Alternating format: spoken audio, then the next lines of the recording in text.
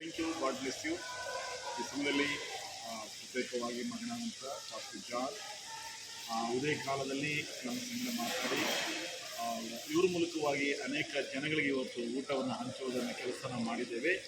ದೇವರು pastor John ಅವರನ್ನು, ಅವರ ಕುಟುಂಬನ, ಅವರ ಮಕ್ಕಳನ್ನು ವಿಶೇಷವಾಗಿ ಆಶೀರ್ವಾದ ಮಾಡಿ ಮತ್ತು ನಮಗೆ ಇವತ್ತು ಬರ್ತ್ಡೇ ಇದರಲ್ಲಿ ಬರ್ತ್ಡೇ ಸೆಲೆಬ್ರೇಷನ್ ಮಾಡಿದಂಥವರು ಪ್ರೇಮ್ ಪ್ಲಸ್ ಸುನಿಲ್ ಅವರು ಮತ್ತು ಸಿಸ್ಟರ್ ಮಾಂಕೇಶ್ ಮತ್ತು ಶಿವರಾಜ್.